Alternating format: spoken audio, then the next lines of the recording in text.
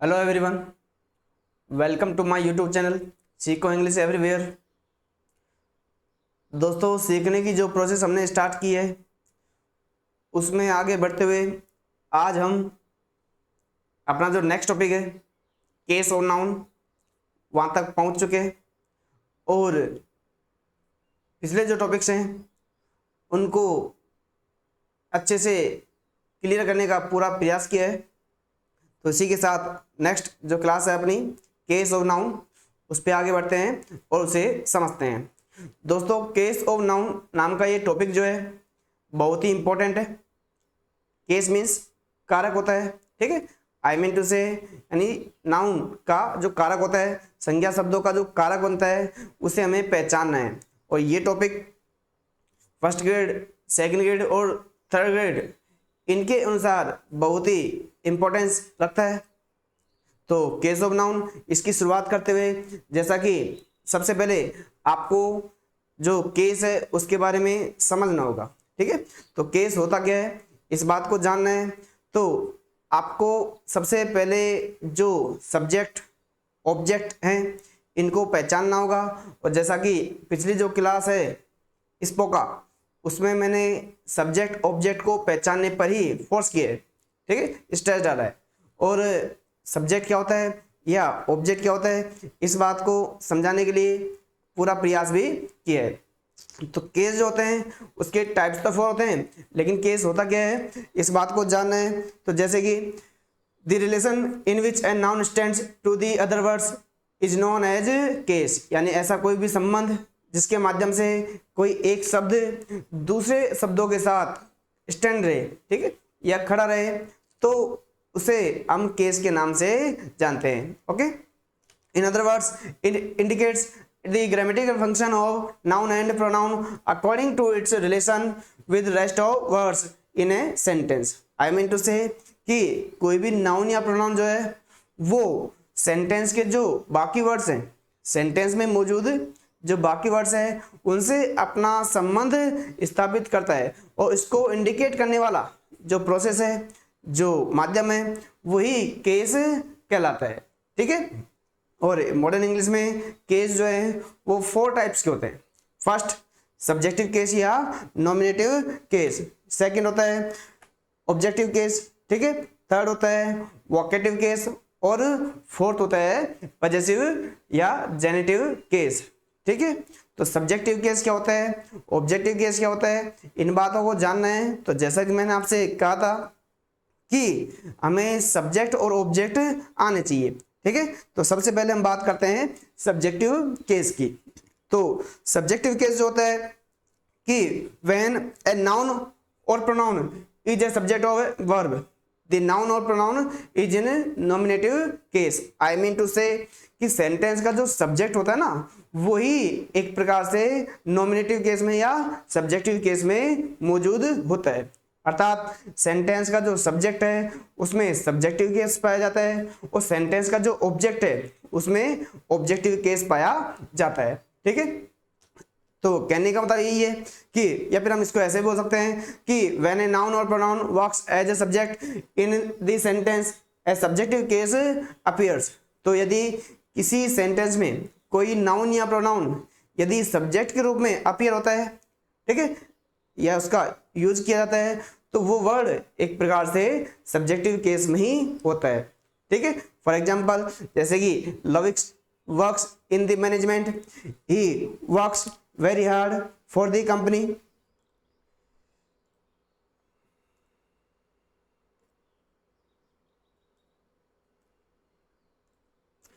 ठीक है, तो जैसे कि ये लविश वर्ड है एक प्रकार से सेंटेंस का ये सब्जेक्ट है,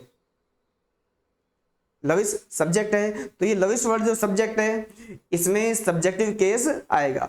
नेक्स्ट जैसे कि जो ही है सेकंड सेंटेंस जो है उसमें ही एक प्रकार से सब्जेक्ट है, तो यहाँ पे जो ही वर्ड है वो एक सब्जेक्ट है और सब्जेक्ट में ही सब्जेक्टिव केस होता है। आपके सामने जितने भी सेंटेंस प्रेजेंट हैं उन सभी में जो वर्ड सब्जेक्ट है वही एक प्रकार से सब्जेक्ट कहलाता है और उसी में सब्जेक्टिव केस होता है, ठीक है। I love to watch movies in my free time, तो यहाँ पे ये जो आई वर्ड है यानी एक प्रकार से आई एक प्रोनाउन होता है और प्रोनाउन वर्ड ये जो है ये सेंटेंस में एक प्रकार का सब्जेक्ट है, ठीक है। Reading is a very good habit, जो रीडिंग वर्ड है, रीडिंग वर्ड सेंटेंस का सब्जेक्ट है, तो इस रीडिंग वर्ड में भी एक प्रकार से सब्जेक्टिव केस है। Ravi plays cricket, Ravi comes here, तो दोनों सेंटेंस में ये जो रवि वर्ड है ये एक प्रकार से सब्जेक्ट है और सब्जेक्टिव में ही सब्जेक्टिव केस पाया जाता है। तो I mean to say that कि दोस्तों आपको ये सब्जेक्टिव केस समझ में आ गया होगा, या सिंपल वर्ड्स में मैं बोलूं कि सब्जेक्ट में ही सब्जेक्टिव केस होता है, तो इस बात को आपको दिमाग में नोट करना है। नेक्स्ट अपना जो केस है वो है ऑब्जेक्टिव केस।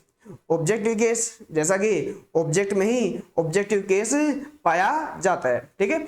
तो व्हेन ए नाउन और pronoun is an object of as an verb, the noun और pronoun is in objective case. यदि किसी वर्ब का जो ऑब्जेक्ट है कोई नाउन या प्रोनाउन हो तो वह वर्ब उस नाउन या प्रोनाउन सेंटेंस में ऑब्जेक्टिव केस में होता है, क्योंकि ऑब्जेक्ट में ही ऑब्जेक्टिव केस होता है, ठीक है।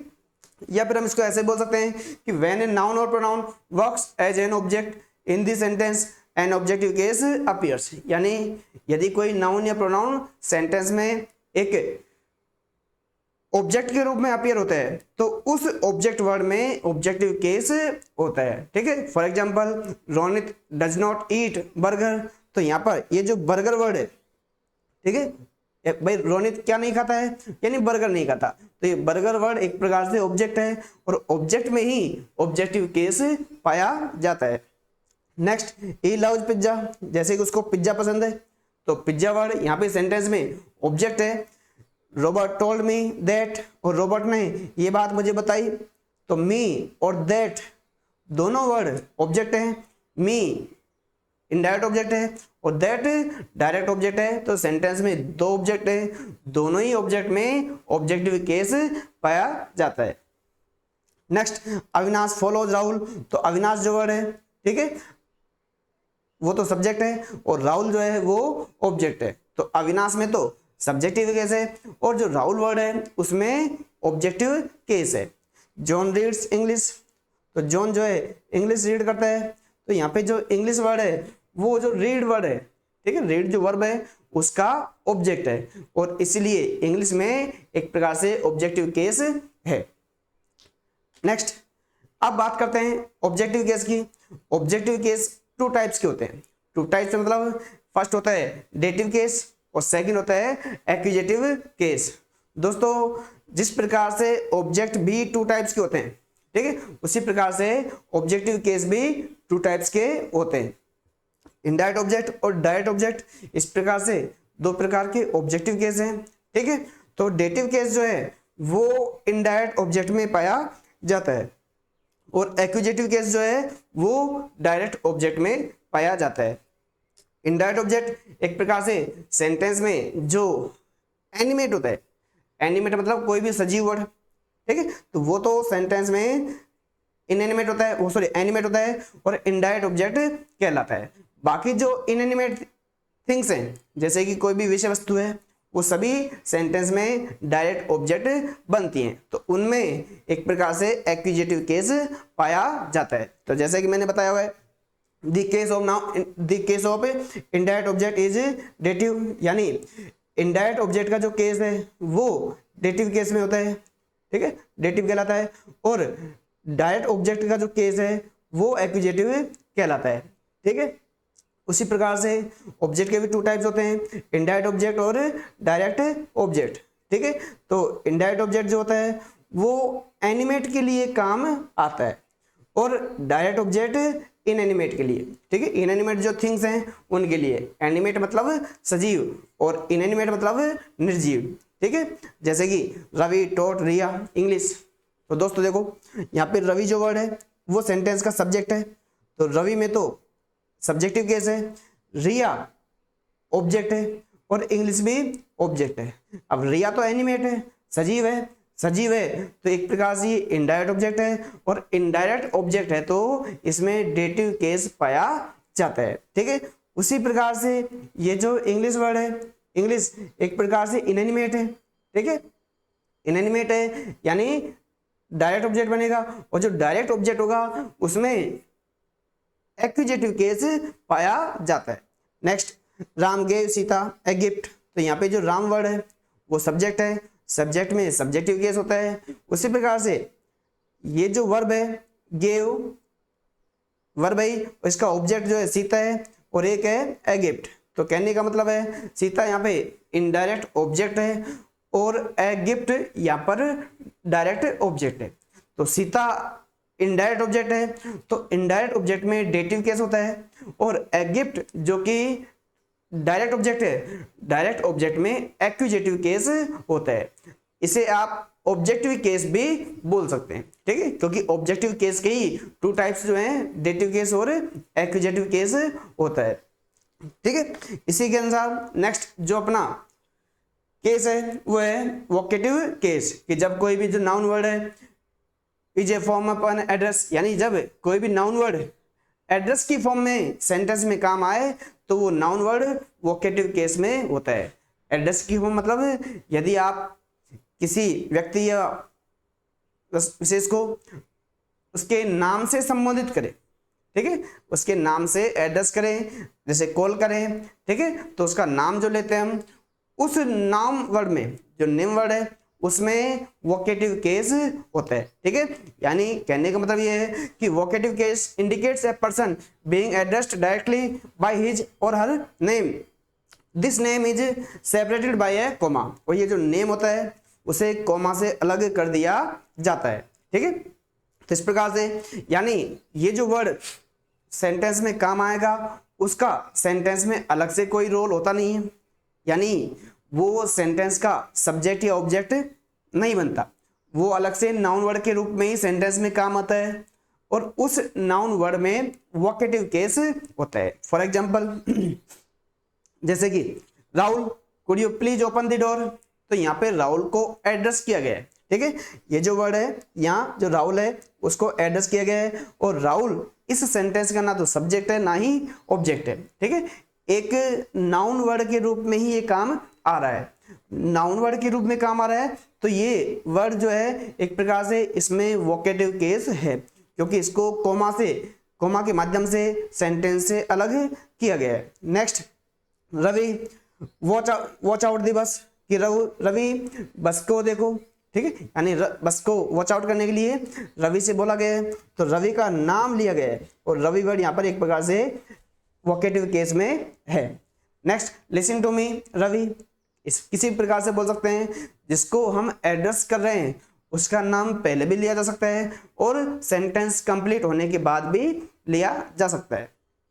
तो लिसन टू मी रवि, तो यहाँ पे रवि को लिसन यानी सुनने के लिए बोला जा रहा है। Next, how are you Susan, ठीक है, सुसैन नाम का जो व्यक्ति है उससे हाउ आर यू इस प्रकार से पूछा जा रहा है।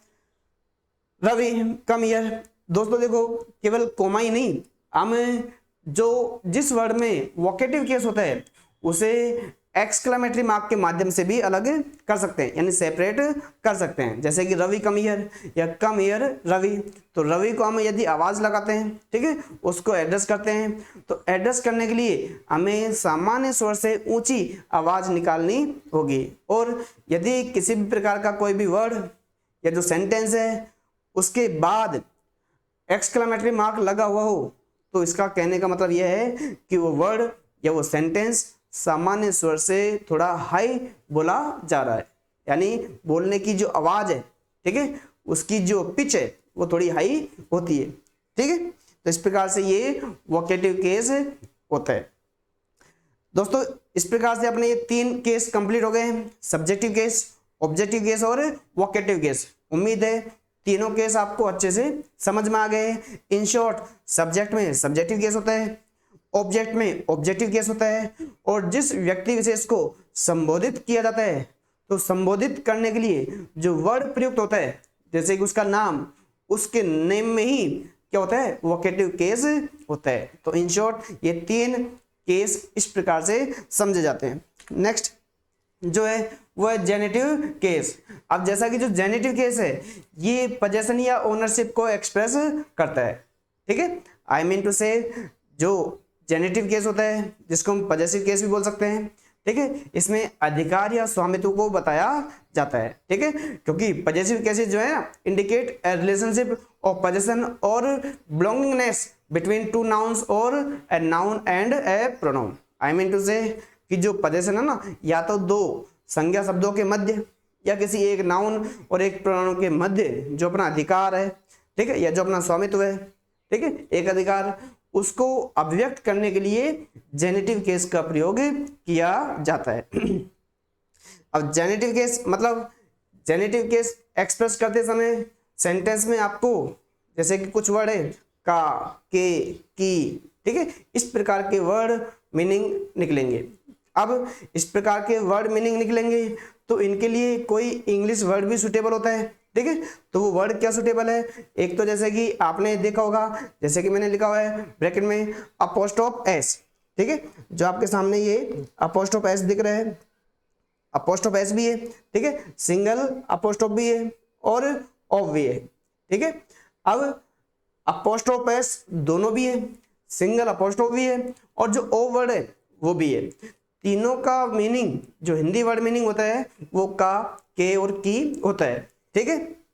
अब इनका यूज कैसे करेंगे कि जैसे कि जो एनिमेट होते हैं, सजीव होते हैं, उनके लिए तो अपोस्ट्रोफ एस और सिंगल अपोस्ट्रोफ दोनों का प्रयोग किया जा सकता है। और दोस्तों ये जो अपोस्ट्रोफ एस है या फिर जो अपोस्ट्रोफ है इसको जेनेटिव के नाम से भी जाना जाता है। यानी आप अगर जेनेटिव बोलते हो ना तो उसके कहने का मतलब यही है कि भाई अपोस्ट्रोफ एस या अपोस्ट्रोफ, ठीक है। और जो इनएनिमेट थिंग्स होती है उनके लिए ओ का प्रयोग किया जाता है। For example Robins house is near the river, कि जो रॉबिन है उसका घर नदी के पास है, ठीक है। Sandeep wife has passed away, Sandeep की वाइफ जो है वो पास अवे हो चुकी है।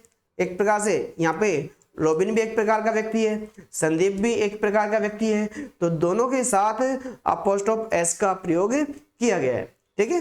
तो संदीप और जो रॉबिन्स है, ठीक है, इन दोनों वर्ड में कौन सा केस अभी जेनेटिव या पजेसिव केस। दोस्तों ये दोनों वर्ड सेंटेंस के सब्जेक्ट नहीं है, इस बात को आपको नोटिस करना है, क्योंकि सब्जेक्ट में तो सब्जेक्टिव केस पाया जाता है। अब आपके सामने ये जो दो सेंटेंस है, ठीक है, इन दोनों सेंटेंस में जैसे कि जो फर्स्ट सेंटेंस है इसका जो सब्जेक्ट होगा वो कौन है, हाउस, और हाउस के साथ रॉबिन वर्ड अटैच है, लेकिन जो रूट वर्ड है सब्जेक्टिव फॉर्म में वो है हाउस। और इसी प्रकार से दूसरा जो सेंटेंस है सेकंड सेंटेंस, उसमें जो वाइफ वर्ड है वो इसका सब्जेक्ट है, ठीक है। तो हाउस और जो वाइफ ये जो दो वर्ड है इनमें तो सब्जेक्टिव केस है, लेकिन जो रॉबिन्स है और जो संदीप है इनमें जेनेटिव केस या पजेसिव केस है, ठीक है। एक प्रकार से अधिकार को जता रहे हैं, रॉबिन्स हाउस यानी घर किसका है, रॉबिन का। उसी प्रकार से Sandeep wife, I mean to say wife किसकी है, संदीप की है, ठीक है। तो इन दोनों में एक प्रकार से पोजेशन या ओनरशिप को एक्सप्रेस किया जा रहा है।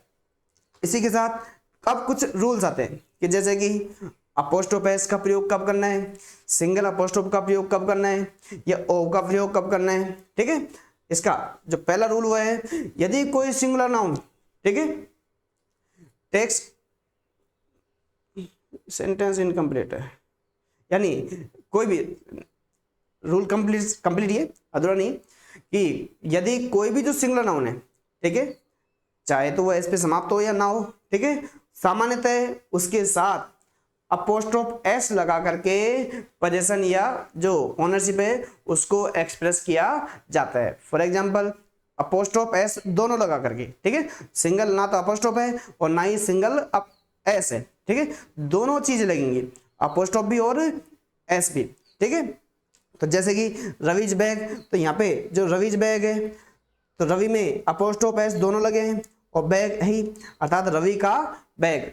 तो इस जो फ्रेज आपके सामने है, छोटे से दो वर्ड जो हैं उनमें पोजेशन और ओनरशिप एक्सप्रेस हो रहा है। उसी प्रकार से बॉयज बॉडी, बॉयज बुक यानी लड़के की किताब, तो बॉयज बुक तो का के की वाला सेंस अपोस्ट्रोफ एस एक्सप्रेस कर रहा है। तो एक प्रकार से सभी जो सिंगुलर नाउन्स हैं उनके साथ अपोस्ट्रोफ एस का प्रयोग किया जाता है। नेक्स्ट, कोई भी जो प्लूरल नाउन है जो कि एस पर समाप्त नहीं होती, ठीक है, यदि कोई प्लूरल नाउन एस पर समाप्त नहीं होती है तो उसके साथ भी अपोस्ट्रोफ एस का प्रयोग किया जाता है। कहने का मतलब है अपोस्ट्रोफ और एस दोनों, ये जो इनको आप वर्ड बोल सकते हैं, जैसा भी ये जो लेटर्स हैं दोनों का ही प्रयोग किया जा सकता है, ठीक है, जाता है। जैसे विमेन्स हाउस, तो विमेन अपने आप में प्लूरल है। अब विमेन अपने आप में प्लूरल है लेकिन एस पर समाप्त नहीं हो रही है, ठीक है, तो कोई भी प्लूरल नाउन जो कि एस पर समाप्त ना हो उनके साथ अपोस्ट्रोफ एस का प्रयोग किया जाता है, ठीक है। ऐसे ही मेंस हाउस, आदमियों का घर, ठीक है, तो मेंस हाउस यानी मैन और विमेन दोनों के साथ अपोस्ट्रोफ एस का प्रयोग किया गया है। इसी प्रकार से नेक्स्ट जो रूल है वो ये है कि यदि कोई प्लूरल नाउन एस पर समाप्त हो, अभी तो हमने पढ़ा है, हमने दो रूल पढ़ लिए, एक तो सिंगुलर नाउन के साथ तो अपोस्ट्रोफ एस का प्रयोग किया जाता ही है, ठीक है। सेकंड रूल जो है उसमें यह है कि कोई भी प्लूरल नाउन जो कि एस पर समाप्त ना हो तो उसके साथ भी अपोस्ट्रोफ एस का प्रयोग किया जाता है। थर्ड जो रूल है वो ये है कि यदि कोई प्लूरल नाउन एस पर समाप्त हो जाए, ठीक है, तो उसके साथ पोजीशन या ओनरशिप एक्सप्रेस करना है तो हमें एक प्रकार से उनके साथ सिंगल अपोस्ट्रोफ का प्रयोग करना है। जैसे कि बॉयज, बॉयज में ये बॉयज जो वर्ड है पूरा का पूरा अपने आप में प्लूरल है, ठीक है, एस पे समाप्त हो रहा है तो इसके साथ ओनली अपोस्ट्रोफ लगेगा, अपोस्ट्रोफ एस नहीं लगेगा। सेम ऐसे ही गर्ल्स, गर्ल्स बुक्स, ठीक है, गर्ल्स अपने आप में प्लूरल है तो गर्ल्स के साथ भी क्या होगा, एक प्रकार से अपोस्ट्रोफ लगेगा, ठीक है। तो इस प्रकार से ये कुछ रूल्स हैं जो आपके दिमाग में फिट हो गए होंगे। Next, for time, weight, distance, country, इन सभी के लिए भी हम जेनिटिव का ही प्रयोग करते हैं। दोस्तों मैंने बताया था कि जेनिटिव मतलब अपोस्ट्रोफ एस या सिंगल अपोस्ट्रोफ, ठीक है, ओव नहीं, ये होता है। तो एक प्रकार से टुडेज न्यूज, आज की खबर, तो टुडे एक प्रकार से टाइम को बता रहा है, ठीक है। 2 आवर्स नेगोशिएशन, 2 घंटे की एक प्रकार की जो जांच है तो 2 आवर्स नेगोशिएशन, तो इसके साथ अपोस्ट्रोफ एस भी काम आता है और सिंगल अपोस्ट्रोफ भी काम आता है। अब कब अपोस्ट्रोफ एस का प्रयोग होगा और कब ओनली अपोस्ट्रोफ का प्रयोग होगा, ये हमने 3 रूल्स पढ़े हैं, उन्हीं के अनुसार हमें काम में लेने हैं, ठीक है। Today's news. Next, eight tons weight, 1 ton का वेट जो है यानी एक प्रकार से टन एक प्रकार से वेट की इकाई है तो टन के साथ भी क्या आएगा, अपोस्ट्रोफ एस का प्रयोग होगा। ए किलोज वेट, तो किलो के साथ भी अपोस्ट्रोफ एस लग रहा है। ए यार्ड्स डिस्टेंस यानी 1 गज की दूरी, ठीक है, तो यार्ड वर्ड एक प्रकार से दूरी को बताता है, डिस्टेंस को बताता है, तो डिस्टेंस के साथ हमें अपोस्ट्रोफ एस का ही प्रयोग करना है। और नेम ऑफ कंट्री जैसे है, ठीक है, तो उसके साथ क्या करना है, हमें अपोस्ट्रोफ एस का ही प्रयोग करना है। जैसे इंडियाज पीपल, ठीक है, पाकिस्तान पीपल, इस प्रकार से हमें बोल सकते हैं, तो इंडिया के साथ अपोस्ट्रोफ एस लगेगा। नेक्स्ट, बर्ड्स विंग्स, ठीक है, पक्षियों के जो पंख होते हैं तो पक्षी के पंख है, बर्ड्स विंग्स, तो बर्ड अपने आप में सिंगुलर है, एनिमेट भी है, ठीक है, और एनिमेट के साथ तो अपोस्ट्रोफ एस दोनों का प्रयोग किया जाता है, ठीक है।